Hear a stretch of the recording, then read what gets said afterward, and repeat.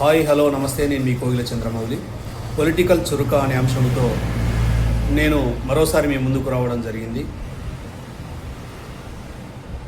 ప్రస్తుతం రాష్ట్ర వ్యాప్తంగా బీసీ రిజర్వేషన్ల మీద చర్చ జరుగుతుంది. అంతేకాదు, రేపు బీసీ జేఏసీ ఆధ్వర్యంలో రాష్ట్ర వ్యాప్తంగా బంద్ పిలుపుకు ఇవ్వడం జరిగింది. ఇందుకు అన్ని రాజకీయ పార్టీలు తమ సంపూర్ణ మద్దతును ప్రకటించాయి. ఇది ఆహ్వానించదగ్గ పరిణామం. అంతేకాదు, రాష్ట్రంలో అధికారంలో ఉన్నటువంటి కాంగ్రెస్ పార్టీ, కేంద్రంలో అధికారంలో ఉన్న బీజేపీ పార్టీ సైతం రేపటి బంద్కు మద్దతిస్తున్నట్లు ప్రకటించాయి. ఇందులో హాస్యాస్పదమైన విషయం ఏమిటంటే, బీజేపీ పార్టీ కేంద్రంలో అధికారంలో ఉండి ఈ బంద్కు మద్దతు ఇవ్వడం అంటే ఆలోచించాలి.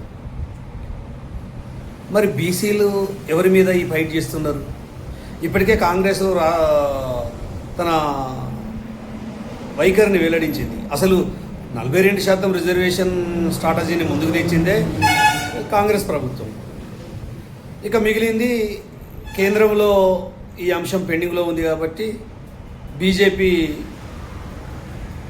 ప్రభుత్వమే కాబట్టి వాళ్ళు తేల్చాల్సిన అవసరం. కానీ ఇక్కడ ఈ బంద్కు మద్దతుని ఇవ్వడము అంటే ఎవరిని ఫూల్ చేయడానికి? బీజేపీ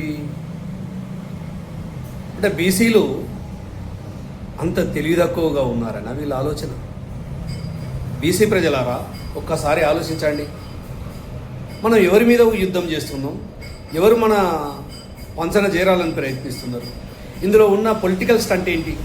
ఒక్కసారి బీసీ ప్రజలు ఆలోచిస్తే